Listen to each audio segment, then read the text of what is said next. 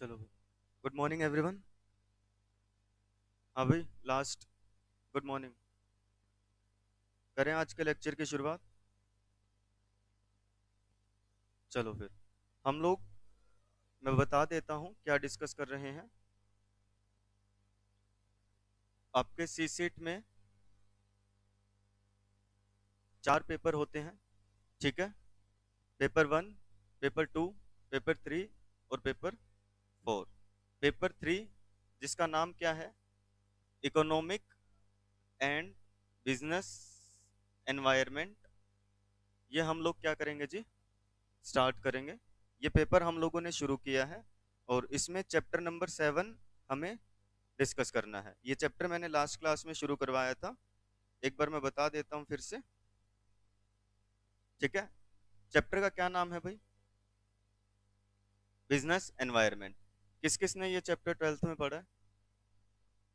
आपने पढ़ा है बिजनेस एनवायरनमेंट, चैप्टर नंबर 2 था। किसी ने नहीं पढ़ा क्या? हैंड रेज करो जिस जिसने पढ़ा है। डिलीट हो गया था, अच्छा। चलो देखो, मैं बता देता हूँ, ध्यान से सुन लो सभी। बिजनेस एनवायरनमेंट का क्या मतलब होता है, कहते हैं जब बिजनेस हम लोग करते हैं तो काफी सारे फैक्टर्स होते हैं जिनके ऊपर आपका बिजनेस डिपेंड करता है। आपके बिजनेस को कई सारी चीजें अफेक्ट करती हैं और उसमें से कुछ पॉइंट्स जो कि बिजनेस के कंट्रोल में नहीं होते, जैसे गवर्नमेंट की पॉलिसीज हो गई, कानून, लीगल कंप्लाइंस जो आपको करना होता है, टेक्नोलॉजी, ठीक है जी, सोसाइटी के एक्सपेक्टेशंस, ये सारी चीजें किस में आती हैं, आपकी बिजनेस एनवायरनमेंट में। मैं एक बार फटाफट से गो थ्रू करवा देता हूँ जिसने नहीं पढ़ा था।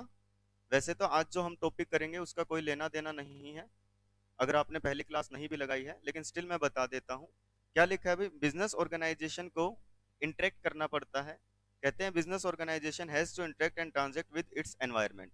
देखो हमने पढ़ा था बचपन में, एनवायरनमेंट का मतलब होता है अवर सराउंडिंग्स, जिन चीजों से हम लोग घिरे हुए हैं। तो बिजनेस एनवायरनमेंट का क्या मतलब है, जो बिजनेस जिन चीजों में डील करता है। अगर मैं आपको बताऊं, बिजनेस की पॉलिसीज हो गई खुद की, बिजनेस के प्लान्स, बिजनेस के अंदर जो वर्कर्स काम करते हैं, कस्टमर्स हो गए, टेक्नोलॉजी हो गई, गवर्नमेंट के रूल्स रेगुलेशंस हो गए, ठीक है, गवर्नमेंट की पॉलिसीज हो गई, ये सारे फैक्टर्स, कस्टमर की एक्सपेक्टेशंस क्या है, ये सारी चीजें। तो कहते हैं बिजनेस और एनवायरनमेंट इंटर रिलेटेड होते हैं। बिजनेस एनवायरनमेंट का क्या मतलब है, कहते हैं business environment is the aggregate of all conditions, events and influence that surrounds and affect it. Business environment में क्या क्या चीजें आएंगी जो बिजनेस के ऊपर प्रभाव डालती हैं और जिनके ऊपर बिजनेस का कोई कंट्रोल नहीं होता, ये एक्सटर्नल फैक्टर्स इसमें इंक्लूड किए जाते हैं। कोई बात नहीं, आ जाओ, ठीक है। मैं अगर मेन आपको बताऊं तो देखो यहाँ से आपको अच्छे से समझ में आएगा। जिसने पहले ये लेक्चर नहीं किया था कोई दिक्कत नहीं है, मैं दोबारा करवा दूंगा, एप्लीकेशन पे आपको लेक्चर्स प्रोवाइड हो जाएंगे। ये चीजें कहते हैं बिजनेस एनवायरनमेंट में आती हैं, पॉलिटिकल, लीगल, टेक्नोलॉजिकल, सोशल और इकोनॉमिक कंडीशंस। देखो इकोनॉमिक कंडीशंस क्या है हमारी, क्या हमारी जो मार्केट है, इकोनॉमी है, वो अप जा रही है या डाउन जा रही है, जिसे हम बोलते हैं ना मार्केट में मंदी है। तो ये चीजें किस में आती हैं, इकोनॉमिक एनवायरनमेंट में। पॉलिटिकल एनवायरनमेंट में क्या आता है, गवर्नमेंट क्या पॉलिसीज लेकर के आ रही है, गवर्नमेंट किसी प्रोडक्ट को बैन कर रही है क्या, गवर्नमेंट किसी प्रोडक्ट को एक्सपोर्ट करने के ऊपर कोई रूल रेगुलेशन बना रही है क्या। लीगल फैक्टर्स क्या आते हैं, कितने फाइन लगेंगे, कितनी पेनल्टी होगी अगर बिजनेस कोई कंप्लायंस नहीं करता है लॉ का। तो लीगल फैक्टर्स भी, वर्कर्स के लिए आपको क्या क्या चीजें करनी है, जैसे मिनिमम वेजेस एक्ट होता है वो बताता है कम से कम कितनी वेजेस देनी है वर्कर्स को। पेमेंट ऑफ वेजेस एक्ट बताता है किस तरीके से पेमेंट करनी है। फैक्ट्रीज एक्ट बताता है कि फैक्ट्री में कितने वर्कर्स होंगे तो क्या क्या चीजें अवेलेबल होनी चाहिए। इसके अलावा मैटरनिटी एक्ट होता है कि कब कब छुट्टी दी जाएगी फीमेल वर्कर को। ऐसे बहुत सारे एक्ट बने होते हैं। जैसे कंपनीज एक्ट में हमने पढ़ा था ना, मिनिमम इतने मेंबर्स होने चाहिए, मैक्सिमम इतने मेंबर्स होंगे, वो सारे क्या आते हैं, लीगल फैक्टर्स वो कहलाते हैं। टेक्नोलॉजिकल फैक्टर्स कि मार्केट में टेक्नोलॉजी कैसी है, अगर अच्छी टेक्नोलॉजी आ रही है जिससे आपकी प्रोडक्ट बनाने की कॉस्ट भी कम आती है तो फायदेमंद होता है। नई टेक्नोलॉजी आती है तो आपके बिजनेस पे फर्क पड़ता है कि आप उस टेक्नोलॉजी को यूज कर रहे हैं या नहीं कर रहे, आप उस टेक्नोलॉजी का फायदा उठा रहे हो या नहीं उठा रहे। सोशल फैक्टर्स, मार्केट में डिमांड किस चीज की है, कस्टमर एक्सपेक्टेशंस क्या है, ये सारे फैक्टर्स क्या आते हैं जी, बिजनेस एनवायरनमेंट में आते हैं। इनसे आपका पूरा बिजनेस एनवायरनमेंट तैयार होता है। जैसे पॉलिटिकल एनवायरनमेंट क्या है, कहते हैं जो लोकल स्टेट या फेडरल लेवल्स पे जो इंसेंटिव्स टैक्स लगाए जाते हैं कंपनीज के ऊपर, रेगुलेशंस लगाई जाती हैं, ये सारी चीजें जब आप आज का टॉपिक पढ़ोगे ना तो आपको समझ में आएगा कि क्यों बिजनेस एनवायरनमेंट के बारे में आपको बताया गया है। ठीक है, इकोनॉमिक एनवायरनमेंट में क्या आएगा जी, इकोनॉमिक कंडीशन कैसी है। ठीक है, जो जीडीपी से रिलेटेड हम चीजें पढ़ती है ना, जीडीपी कितनी है, ठीक है, ये सारी चीजें, सेविंग्स कितनी होती है एक कंट्री में, फॉरेन एक्सचेंज कितना है कंट्री के पास, बिजनेस करना कितना आसान है। सोशल फैक्टर्स में क्या आते हैं जनरली, फॉर एग्जांपल एक फैशन डिजाइनर बेल बॉटम की पैंट बनाता है, वो ऐसे एनवायरनमेंट में सक्सीड नहीं करेगा जहां पे स्ट्रेट लेग या सॉलिड कलर की पैंट्स चलती हैं। ठीक है जी। टेक्नोलॉजिकल फैक्टर्स कि मार्केट में टेक्नोलॉजी कैसी है। मान के चलो अभी कीबोर्ड आते हैं, माउस आते हैं, पहले टाइपराइटर्स होते थे, उससे पहले पेन पेपर पे काम होता था। तो टेक्नोलॉजी कितनी डेवलप हो रही है, इस चीज का भी फर्क आपके बिजनेस पे पड़ता है। आप सामान बनाते हो मान लो लेबर इंटेंसिव टेक्निक से, पता है लेबर इंटेंसिव टेक्निक, भाई लेबर ज्यादा होती है आपके पास। कैपिटल इंटेंसिव क्या होती है, जिसमें आप मशीनरी का यूज करते हो। तो मशीनरी कितनी आ रही है, लीगल फैक्टर्स कि आपको if a part in a machine is found to be defective, company को क्या करना है, रिकॉल, उसको वापस ले लेती है। If other companies in the same industries इसी चीज के ऊपर केस करते, डाटा ब्रीच हो जाए, लीगल क्या क्या चीजें हैं जो आपको कंप्लायंस करना पड़ता है, ये बिजनेस एनवायरनमेंट में आता है। आसान शब्दों में अगर मैं सबको समझाऊं, बिजनेस एनवायरनमेंट का मतलब होता है ऐसे फैक्टर्स जो कि आपके बिजनेस पे प्रभाव डालते हैं और जिनके ऊपर आपका कंट्रोल नहीं होता। कैसे, भाई मान के चलो अब कोई लॉ है, लॉ बोलता है अगर आपने ये काम नहीं किया तो आपके ऊपर पेनल्टी लगेगी। क्या बिजनेस ऐसे बोल सकते हैं ना, मैं तो नहीं मानता, मेरे को नहीं खेलना, बोल सकता है क्या, भाई मेरे को नहीं चाहिए, मैं मानता ही नहीं तुम्हारी पेनल्टी। गवर्नमेंट कोई पॉलिसी लेके आई, बिजनेस ये कह सकता है हम तो नहीं मानते, हमारी अपनी सरकार है, हमारा बिजनेस, हमारे रूल रेगुलेशंस, ऐसे कर सकते हो क्या। सोसाइटी, सोशल फैक्टर्स, सोसाइटी में किसी चीज की डिमांड बढ़ रही है, लोगों का टेस्ट एंड प्रेफरेंस चेंज हो रहा है, आप ऐसे थोप सकते हो सोसाइटी के ऊपर कस्टमर्स को, नहीं हमारा यही प्रोडक्ट खरीदना पड़ेगा, हम तो नहीं बना के देते नया प्रोडक्ट, हम तो ये चेंज नहीं करते जो आपको चाहिए। पॉसिबल है क्या ये चीजें। आपके बिजनेस को एनवायरनमेंट के अकॉर्डिंग चलना पड़ेगा। और बिजनेस एनवायरनमेंट कैसा होता है, डायनेमिक, हमेशा बदलता रहता है, अनसर्टेन होता है, फ्यूचर में क्या होगा कुछ नहीं पता। समझ में आई ये चीजें, जिनका पहला दिन है, डिटेल में पूरा लेक्चर मैं आपको प्रोवाइड कर दूंगा। ऑनलाइन स्टूडेंट्स भी एक बार बता दो ये बेसिक बातें आपको समझ में आई क्या। सभी बच्चे रिप्लाई करेंगे, अजय, हिमांशी, राहुल, महक, चेष्टा, फटाफट से बताओ भाई एक बार। इधर से सबको क्लियर है लास्ट, भारत। लीगल फैक्टर्स में लो आता है बेटा, सिंपल, इतना समझो, लीगल फैक्टर्स का मतलब होता है जो लो, रूल्स, रेगुलेशन, एक्ट बनाए गए हैं। जैसे कि आपने पढ़ा था पार्टनरशिप एक्ट होता है, रजिस्ट्रेशन करवाना कंपलसरी नहीं है पार्टनरशिप का, आप चाहो तो रजिस्टर करवा सकते हो। कंपनीज एक्ट आपने पढ़ा था कि मिनिमम मेंबर्स इतने होने चाहिए, मैक्सिमम मेंबर्स इतने होने चाहिए, बोर्ड ऑफ डायरेक्टर्स होंगे, प्रोस्पेक्टस बनाना होता है, एमओए बनाना होता है। तो लीगल फैक्टर्स का मतलब आता है लीगली क्या क्या चीजें हैं। अगर लॉ में कोई चेंज आता है, मान के चलो आपकी कंपनी दवाई बनाती है, एक नया लॉ पास हो गया कि इस दवाई को बैन किया जाएगा, तो उसका प्रभाव आपके ऊपर पड़ेगा। या उसके अंदर आप कोई मटेरियल मिक्स करते हैं, कोई कंपोनेंट आप मिलाते हैं, गवर्नमेंट ने बोल दिया इतनी मात्रा से ज्यादा नहीं होना चाहिए। ठीक है जी, डन। देखो अब आज हमें जो पढ़ना है ना, अगर मैं अब सही बताऊं, इस चैप्टर में जो चीजें बची हैं बहुत आसान सी चीजें हैं। आपको पता है मेक इन इंडिया पे फोकस किया जा रहा है। जो हमारी अब गवर्नमेंट है वो क्या बोलती है, मेक इन इंडिया। हम लोग क्या बोल रहे हैं, बाहर से आओ, मेक इन इंडिया, इंडिया में सामान बनाओ। इसका इंडिया का फायदा क्या मिलेगा, पहला तो रोजगार मिलेगा, बहुत सारी एम्प्लॉयमेंट आएगी, और जो प्रोडक्ट एक देश में बन के उसी में बेचा जाता है उसकी कॉस्ट कम आती है। ठीक है, उसका प्राइस कम होता है, क्योंकि इंपोर्ट अगर आप करेंगे तो इंपोर्ट ड्यूटी वगैरह लग के उसका प्राइस बढ़ जाता है। तो मेक इन इंडिया इनिशिएटिव, अब होता क्या था, सुनो भाई ध्यान से, एक ना ease of doing business concept होता है, कोई बताना चाहेगा इसका क्या मतलब है।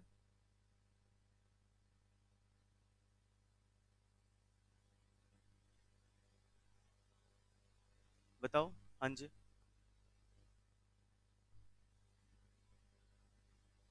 उसके कितने बिजनेस सेटअप हुए उसकी रिपोर्ट। अच्छा, और कोई बताना चाहेगा। डूइंग बिजनेस का मतलब बता दो कोई।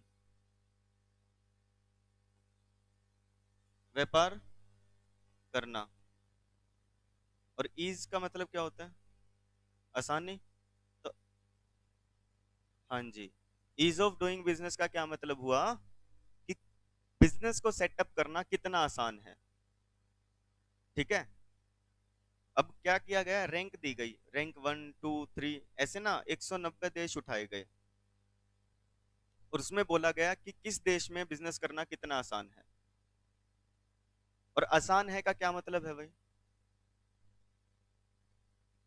कैसे पता चलेगा आसान है या मुश्किल है? वो तो इंडिया में बहुत ज्यादा है, मैन पावर लेबर ज्यादा है, वहां आसान बहुत है अपने पास। कैसे जज कैसे करेंगे आसान है या मुश्किल है, बताओ।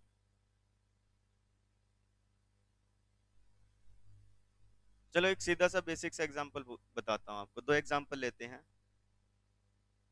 एक बैंक में आप गए, आपने बोला मेरे अकाउंट में से मेरे को पैसे निकालने हैं इस पर्सन को।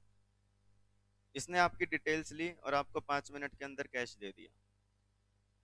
दूसरा, दूसरे बैंक में गए, यहाँ पे ये पर्सन बैठा था 1 नंबर टेबल पे, आपने बोला कैश निकालना है। इसने बोला पहले 3 नंबर टेबल पे जाओ चेक करवाओ। वहां गए, इसने बोला ठीक है कैश निकाल सकते हो, 6 नंबर टेबल पे चले जाओ। इसने स्लिप बना के दे दी, कहते 9 नंबर टेबल पे जाके कैश ले लो। 9 नंबर पे या गया, कहता मेरे पास अवेलेबल नहीं है, आप 11 नंबर पे जाओ और वहां से ले लो। यहाँ पे आया, इसने कैश दे दिया। ठीक है जी, अब बोला जाते जाते वापस 1 नंबर पे रिपोर्ट करके जाना, फिर 1 नंबर पे आया, रिपोर्ट की। कुल मिला के इसको 30 मिनट्स लग गए। ईज कहाँ पे आसानी थी इसको बताओ? पहले वाले में। और इसको क्या बोलोगे? इसको घुमाया गया, परेशान हुआ, टाइम भी ज्यादा लगा। तो ईज ऑफ डूइंग बिजनेस, इस चीज का मतलब होता है बिजनेस स्टार्ट करना कितना आसान है और बाद में बिजनेस करना। कंप्लायंसेस रिक्वायरमेंट्स, लीगल रिक्वायरमेंट्स और कंप्लायंसेस के बेसिस पे ये जज किया जाता है। तो कहते हैं एक देश तो ऐसा है जिसमें क्या हो गया, आपको बिजनेस स्टार्ट करने के लिए सिर्फ 5 6 जगह से क्या करना पड़ता है, सर्टिफिकेट्स लेने पड़ते हैं। देखो एक मैं बेसिक सी बात बताता हूँ बेटा, जब कोई घर बनाता है ना एक इंसान, तो आपको पता है घर बनाने के लिए उसे जमीन खरीदनी पड़ती है। जमीन की रजिस्ट्री करवाओ पहले, ठीक है जी, फिर निगम में रजिस्टर करवाओ, ठीक है, और बहुत सारे डॉक्यूमेंट्स पूरे करवाने होते हैं। अब तुम्हारे हिसाब से एग्जांपल लेता हूँ मैं ताकि तुम्हें समझ में आए। फिर वो क्या करता है, नींव रखता है, ईंटें आती हैं, ठीक है, चिनाई की जाती है, फिर लिपाई की जाती है, लेंटर डलता है, पेंट होता है घर में, दरवाजों का काम, खिड़कियों का काम, चीजें खरीदनी पड़ती है, बिजली का कनेक्शन लेना पड़ता है, मीटर लगते लेना पड़ता होगा बिजली का कनेक्शन, पानी का कनेक्शन लेना पड़ता है, ठीक है। फिर घर में अगर इंटरनेट लगवाना है उसका कनेक्शन लेना पड़ता है, टाटा स्काई आपको लगानी है उसका कनेक्शन लेना पड़ता है, ठीक है। इक्विपमेंट्स खरीद के लाने पड़ते हैं, नया घर, नए बिल्कुल नए की बात कर रहा हूँ मैं। फ्रिज लेके आओगे उसकी बिलिंग करवानी पड़ेगी, पेमेंट करना पड़ेगा। हो गई ना इतनी सारी चीजें, तब जाके हम क्या बोलते हैं। अब इसी तरीके से एक बिजनेस करना है, मान लो फैक्ट्री लगानी है किसी को, जमीन लेनी पड़ेगी, रजिस्ट्री करवानी पड़ेगी, बिजली का कनेक्शन, पानी का कनेक्शन, ठीक है। एनवायरनमेंट से, एनवायरनमेंट पोल्यूशन जो कंट्रोल करता है उनसे रिपोर्ट लेनी पड़ेगी, कितना पोल्यूशन होगा कितना नहीं। मशीनें खरीद के लाओगे, लेबर रखोगे तो लेबर एक्ट का कंप्लायंस करना पड़ेगा, रिपोर्ट करनी पड़ेगी सबको, गवर्नमेंट को बताना पड़ेगा कितने लोग हमारे यहाँ पे काम करते हैं, उनका इंश्योरेंस करवाना पड़ेगा, फैक्ट्री का इंश्योरेंस करवाना पड़ेगा। बहुत सारे कंप्लायंसेस होते हैं, बहुत सारे। आप कौन सी जगह पे बिजनेस करना पसंद करोगे, जहां पे ऐसे लीगल कंप्लायंसेस कम करने पड़े आसानी से होते हो, या जहां पे आपको बहुत ज्यादा लीगल कंप्लायंस करना है और बहुत सारा टाइम लगता है उसमें? तो कहते हैं ईज ऑफ डूइंग बिजनेस का मतलब है कि कहाँ पे बिजनेस करना आसान है, किस देश में, किस कंट्री में। और ये जज कैसे किया जाता है कि वहां पे आपको कितनी चीजें कंप्लायंसेस करने पड़ते हैं। एक देश ऐसा है जिसमें ये बोलते हैं हर महीने की रिपोर्ट करनी पड़ेगी गवर्नमेंट को, कितना पैसा कमा रहे हो, कितना पैसा खर्च कर रहे हो, कितने वर्कर्स रखे हुए हैं, क्या क्या चीजें हैं। एक कंट्री ऐसे जो कहते हैं साल में एक बार रिपोर्ट करनी पड़ेगी। तो कौन सा आसान है? ईयरली, वन टाइम ना। तो इन्हीं चीजों के बेसिस पे तो कहते हैं ease of doing business index बनाया गया है।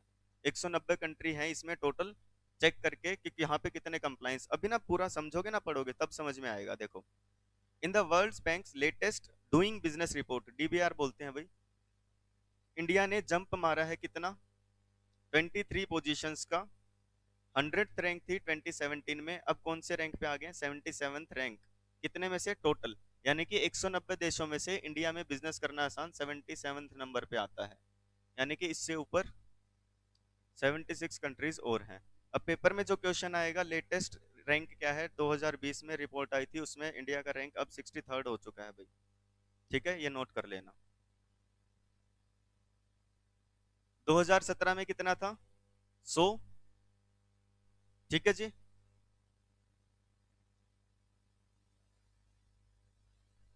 2017 में 100 से कितने पे आ गए थे? 77 पे। यहाँ पे देख लो भाई, कलर चेंज करके लिख रहा हूँ, ऐसे लिख लेना। 2017 में कितना था? 77th। और 2020 में कितना हो गया? 63rd। ठीक है जी। आगे क्या ये बात समझ में, कि जब बात की जाए बिजनेस करने में कितनी आसानी है, तो इंडिया का कौन सा नंबर अब 63rd रैंक पे आते हैं भाई। ठीक है, इंडिया ने 23 रैंक का उछाल मारा है ईज ऑफ डूइंग बिजनेस में। Considering the last year India had improve its rank by 30 places, a rare feat for any large and diverse country. बहुत बड़ी ये उपलब्धि है। अब ना अलग अलग चीजें बताई जाएंगी, सुनो फटाफट से।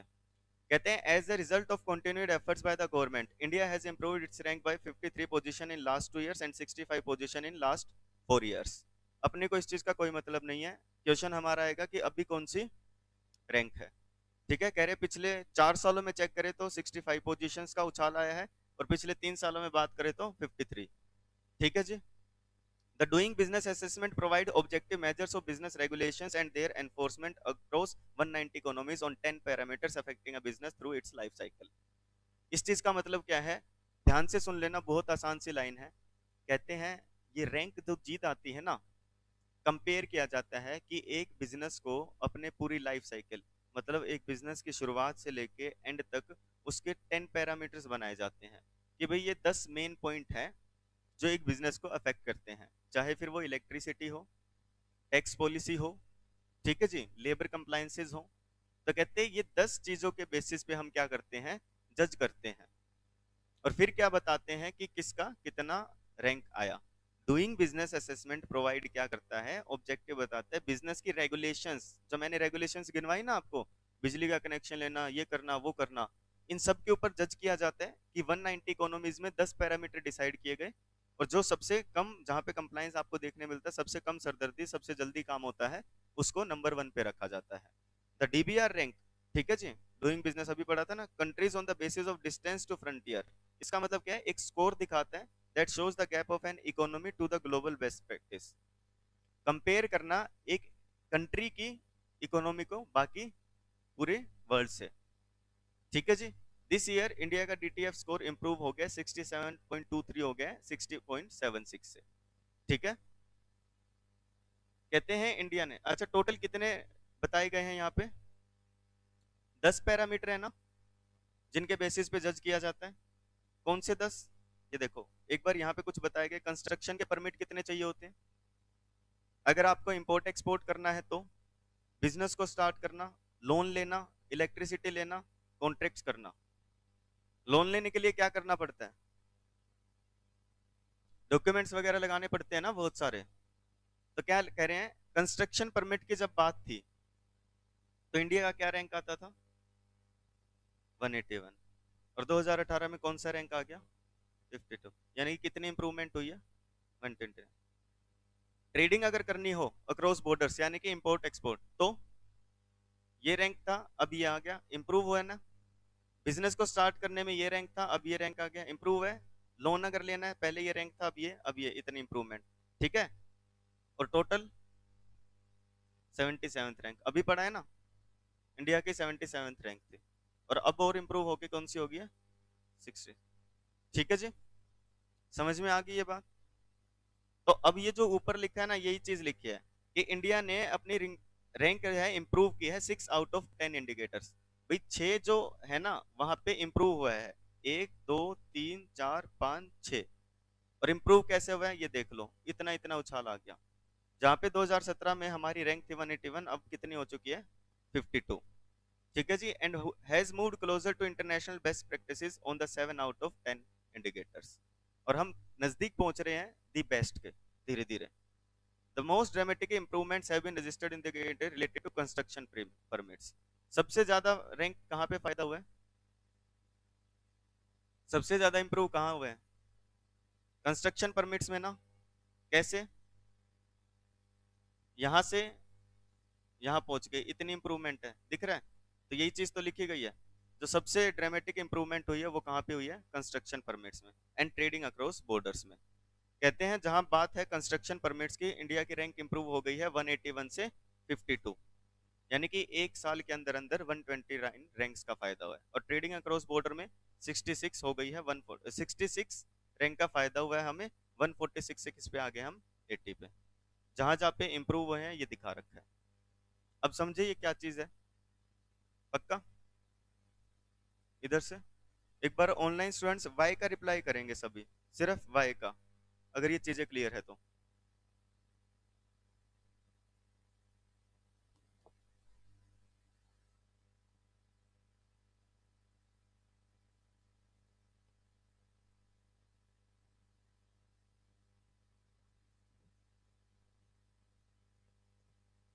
अभी जो इस चैप्टर में हम पढ़ रहे हैं ना, कुछ भी कंटेंट नहीं बचा है, सिर्फ आपको उपलब्धियां गिनवाई जाएंगी हमारी, कि हम कहाँ से कहाँ पहुंचे हैं, गवर्नमेंट ने क्या क्या रिलीफ प्रोवाइड किए हैं, गवर्नमेंट ने टैक्स रेट कम कर दी क्या, गवर्नमेंट ने कंप्लायंस कम कर दी है क्या। ठीक है जी, डन। पढ़ के देखो आगे क्या लिखा है, इतनी बात समझ में आ गई। कहते हैं important features of India's performance क्या क्या है। कहते हैं वर्ल्ड बैंक ने रिकॉग्नाइज किया है इंडिया को one of the top improvers for the year. जितने भी देशों में सुधार आ रहा है, जो देश सुधर रहे हैं, डेवलप कर रहे हैं, उसमें India one of the top है। This is the second consecutive year for which India has been recognized as one of the top improvers। लगातार दूसरे साल इंडिया को क्या चूज किया गया है, टॉप इंप्रूवर्स में। इंडिया पहली ब्रिक्स और साउथ एशियन कंट्री है जिसको रिकॉग्नाइज किया टॉप इंप्रूवर्स में कॉन्सिक्यूटिव ईयर्स को। साउथ एशियन कंट्रीज का मतलब जो साउथ एशिया में आती हैं। ब्रिक्स क्या है, आपको जब करंट अफेयर्स करवाएंगे उसमें आएगा कि ब्रिक्स एक समूह है जिसमें बी से ब्राजील, आर से रशिया, आई से इंडिया, सी से चाइना, एस से साउथ अफ्रीका, ये आते हैं। अभी जैसे मैं तुम्हें अभी समझ में आएगा, देखो एक सेकंड में।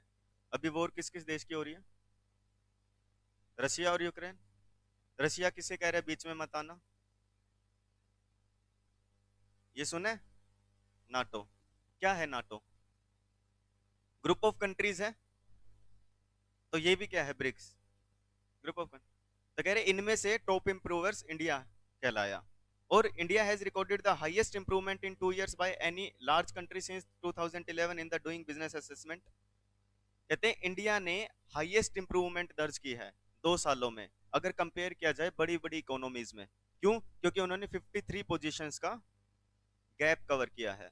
77th पे आ रहे हैं ना अभी, यानी कि कहाँ पे तो 133 पे 130th रैंक होगी, और अब 77 पे आ गए हैं। तो इंडिया ने इतनी इंप्रूवमेंट की है, मुश्किल है क्या ये कुछ।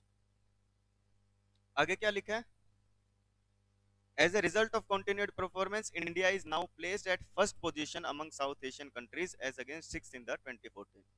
जहाँ पे साउथ एशियन कंट्रीज में छठे नंबर पे आता था, अब कौन से नंबर पे आता है, पहले नंबर पे। कहते हैं indicator wise highlight of India's performance.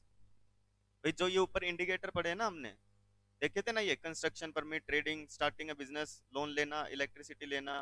कहते हैं इनमें अगर हम बात करें तो, अगर कंस्ट्रक्शन परमिट्स की बात करें तो कहते हैं प्रोसीजर कम कर दिए गए 37 से 20 पे मुंबई में, और दिल्ली में 24 से 16। मतलब क्या है, ऐसे समझो जहां पे आपको 37 रिपोर्ट्स वगैरह सबमिट करनी पड़ती होंगी, वहां पे अब कितनी करनी पड़ेंगी, 20। भाई जहां पे आपको 37 कंप्लायंस करने पड़ते होंगे, 37 वर्क करने पड़ते होंगे, काम करने पड़ते होंगे, वहां पे अब कितने करने हैं, 20। टाइम कम हो गया, 128.5 से 99 डेज पे आ गए।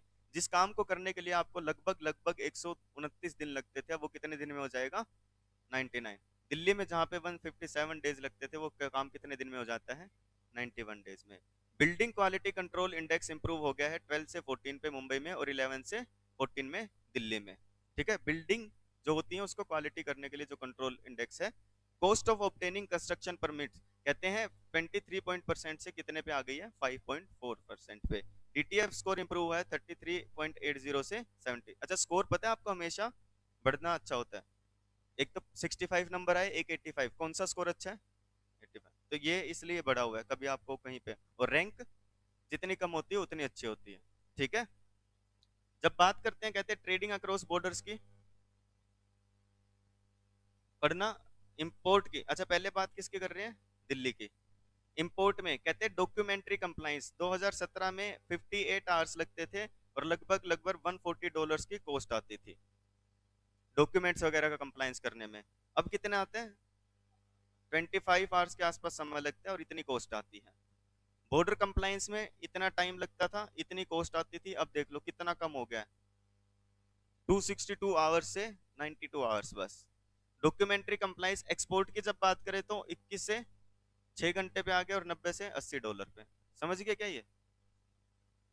मुंबई का दिया गया, कहते हैं मुंबई में जहां 2017 में 65 घंटे $130 लगते थे लगभग, अब 35 घंटे और $100 में वो काम हो जाता है। समझ गए? क्वेश्चन नहीं आएगा यहाँ से, सिर्फ आपको देखना है। डन। और क्या लिखा है? देखो क्या लिखा है, ट्रेडिंग अक्रॉस बॉर्डर्स, चेंज कितना आ गया और कॉस्ट कितनी कम होगी, ये दिखाया गया है। देख लिया? और क्या इंप्रूव है ट्रेडिंग अक्रॉस बॉर्डर्स की बात करें तो, robust risk management system has reduced inspections significantly. Inspection का मतलब समझते हो? मान के चलो आपका बिजनेस है, आप दुकान में बैठे हो, कस्टमर आए हैं, इतनी देर में गवर्नमेंट ऑफिसर्स आते हैं, कहते हैं हमें इंस्पेक्शन करनी है। ठीक है, आप सही से काम कर रहे हैं या नहीं कर रहे हैं, उन्होंने आधा घंटा इंस्पेक्शन की चेक किया, सारी चीजें चले गए, 10 दिन बाद फिर आगे इंस्पेक्शन करनी है, 10 दिन बाद फिर आगे, फिर आगे, फिर आगे, 6-7 बार हो गया। अगली बार जब आपको लगा ना आएंगे, आप पहले से ही खाली बैठे थे, कस्टमर वगैरह भेज दिए, आओ जी कर लो इंस्पेक्शन, यही करोगे? फिर आते हैं महीने में 4 बार, फिर 4 बार, फिर आप क्या बोलोगे? भाई तुम इंस्पेक्शन ही कर लो, बिजनेस रहने ही देता हूँ। यही होता है ना, बार बार कोई आएगा तो आप परेशानी नहीं होगी आपको अपने काम में, तो अगर इंस्पेक्शंस कम की गई। आपको पता है ये चीजें कैसे इंप्रूव की जाती हैं? जो स्टार्टअप इंडिया है ना, आपने पढ़ा होगा या टॉपिक वो भी कट हो गया था? स्टार्टअप इंडिया पढ़ा था क्या 11th में, स्टार्टअप इंडिया स्कीम? उसमें बोला गया था सेल्फ कंप्लाइंस आप कर दो। अब क्या होता है, मान लो तुम्हारा पेपर लिया, टीचर ड्यूटी देते हैं, किस लिए? चीटिंग ना करो। ठीक है जी, चीटिंग ना करो, इसलिए क्या करता है, टीचर ड्यूटी देता है। एक टीचर लग रहा है, बुक हो गया एक टीचर 3 घंटे के लिए ड्यूटी देने में। अब मान लो तुम्हें ये कह दिया जाए कि तुम खुद पेपर करोगे और लास्ट में बस ये लिख देना कि मैंने चीटिंग नहीं की है, और हम मान लेंगे तुमने चीटिंग नहीं की। हाँ, लेकिन बाद में अगर सीसीटीवी में पकड़े जाते हो या पता लगता है तुमने चीटिंग की है, तो हम आपके ऊपर डबल पेनल्टी लगाएंगे और आपको ये बोलेंगे कि आपने जो सेल्फ कंप्लायंस किया था वो गलत है। तो फैक्ट्रीज में क्या होता है, इंस्पेक्शंस होती हैं कि वहाँ पे वेंटिलेशन है या नहीं प्रॉपर, सैनिटेशन फैसिलिटीज है या नहीं प्रॉपर, वर्कर्स का ध्यान रखा जा रहा है या नहीं रखा जा रहा प्रॉपर, चाइल्ड मजदूरी मतलब लेबर, चाइल्ड लेबर तो नहीं है, बाल मजदूरी तो नहीं करवाई जा रही, छुट्टी प्रॉपर दी जाती है क्या, ऐसी बहुत सारी इंस्पेक्शन होती है। तो कहते हैं, हम स्टार्टअप स्कीम में क्या बोला गया कि आप सेल्फ कंप्लायंस कर दो, अपना खुद लिख के दे दो भी मेरे पास कोई बाल मजदूर नहीं है, मैंने प्रॉपर वेंटिलेशन फैसिलिटीज अरेंज की है, मैंने प्रॉपर सारी चीजें की हैं, तो हम क्या मान लेंगे, डन है। हाँ, लेकिन कभी किसी की कंप्लेंट आ गई और चेक करने पे पता लगा आपने झूठी रिपोर्ट सबमिट की है, तो फिर आप फंसोगे। इससे क्या होता है, टाइम सेव होता है गवर्नमेंट का, वर्कर्स बिजी नहीं होते और सामने वाला खुल के काम कर पाता है। E Sanchit allows traders to fill all the documents electronically.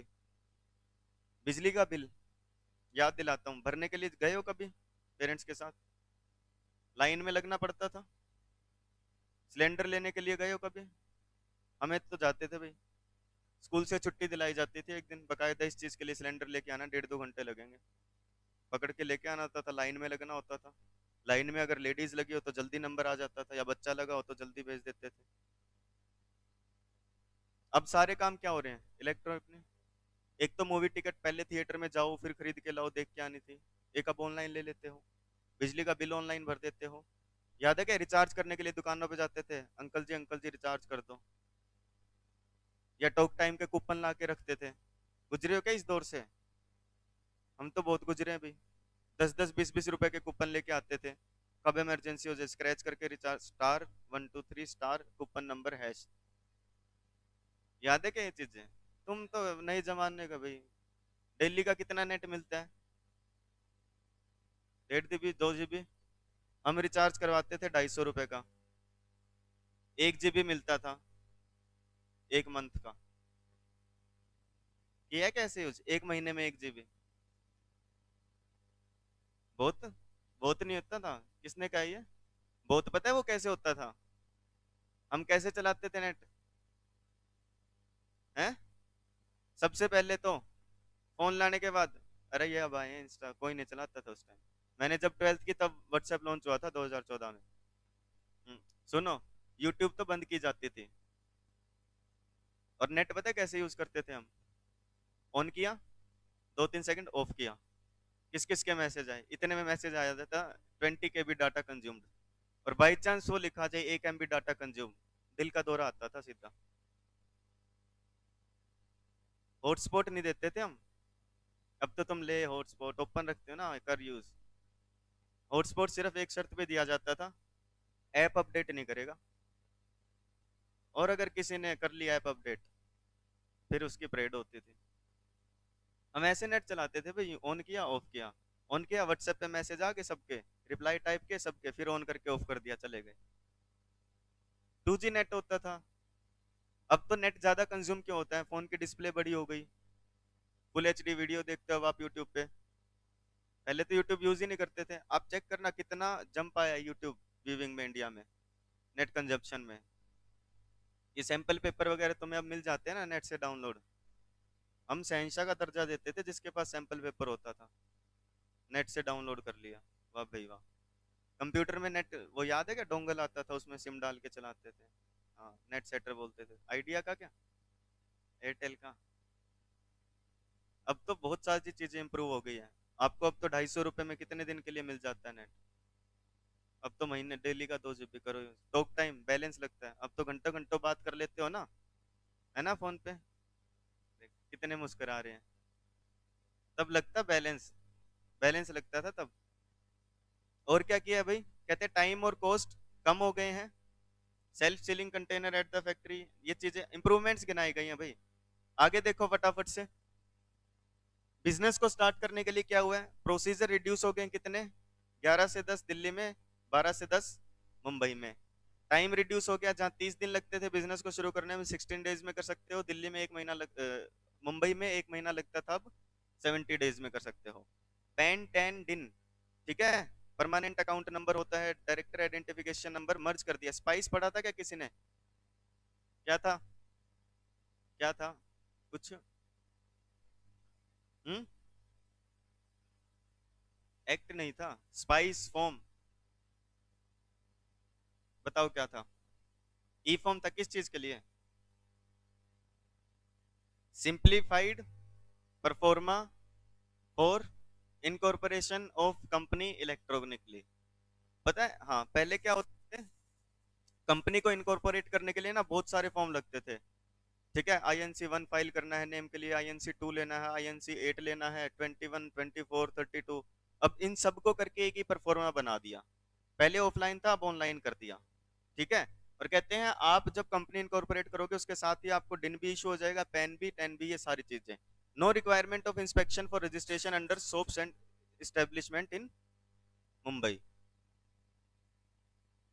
कोई ना, जाओ जाओ आप बच।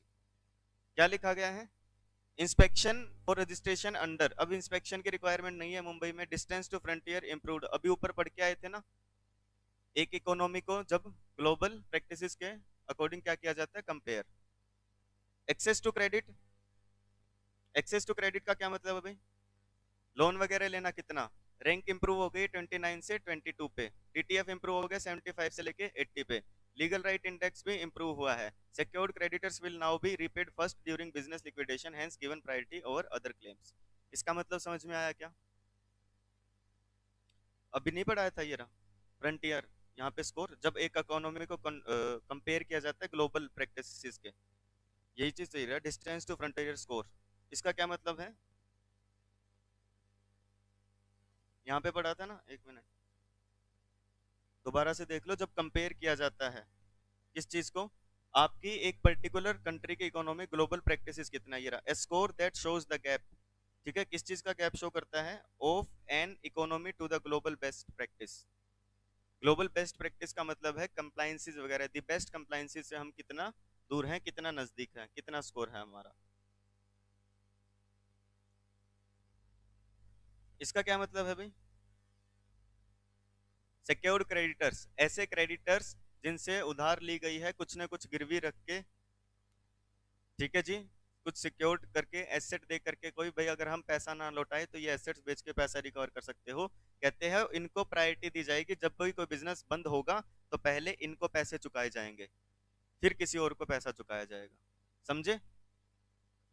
इलेक्ट्रिसिटी कहते हैं प्रोसीजर 5 से 3 हो गए हैं दिल्ली में, मुंबई में 5 से 4 हो गए हैं, डीटीएफ भी इम्प्रूव हुआ है। ठीक है,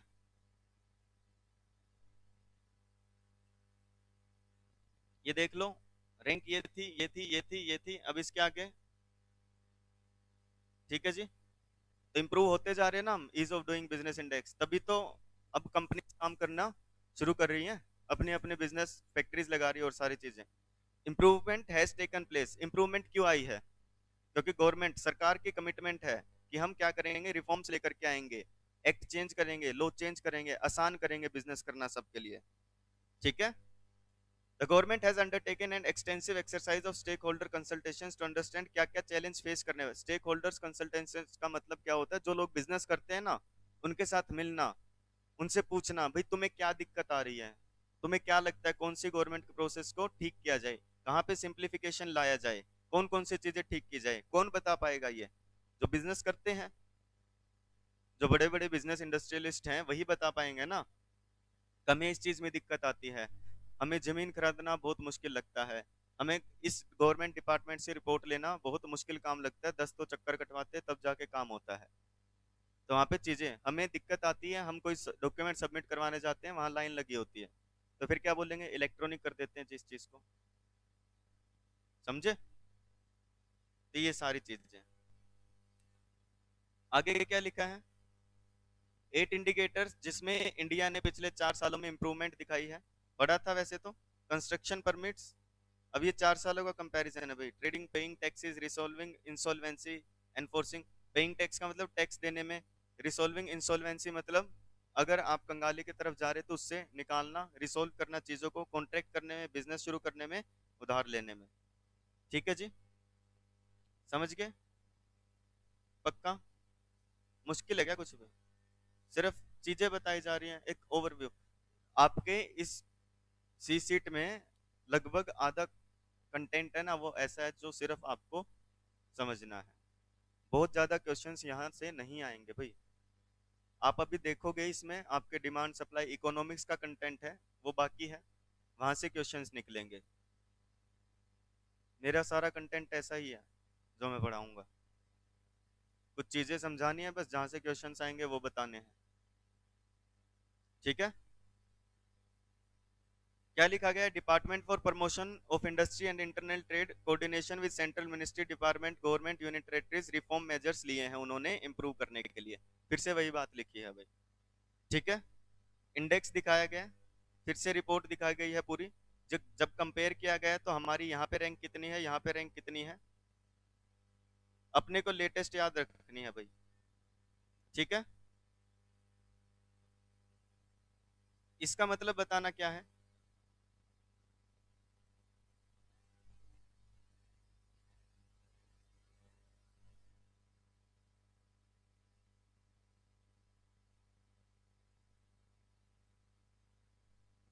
सरकार ने क्या क्या अहम कदम उठाए हैं ईज ऑफ डूइंग को इम्प्रूव करने के लिए।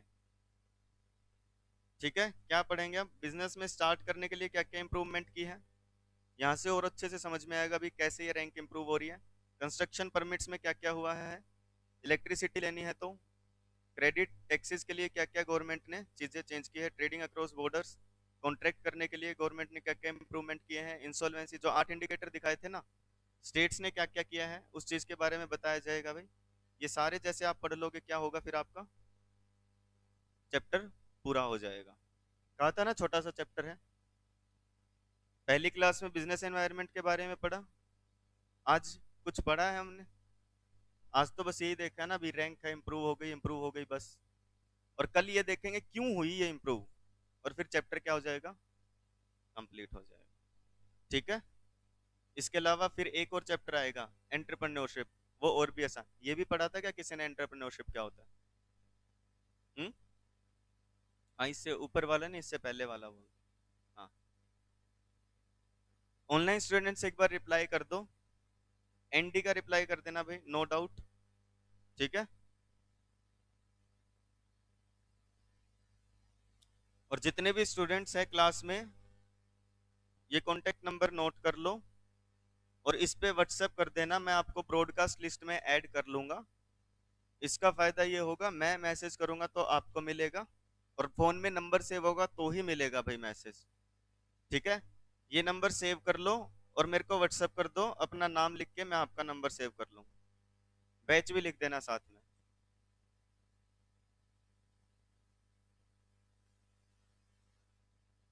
हाँ जी, अभी कर रहा हूँ बेटा डिस्कस। चलो फिर आज के लिए इतना ही डिस्कशन करेंगे, मिलेंगे नेक्स्ट लेक्चर में। टिल देन अपना ध्यान रखें और खूब मन लगा के पढ़ाई करें।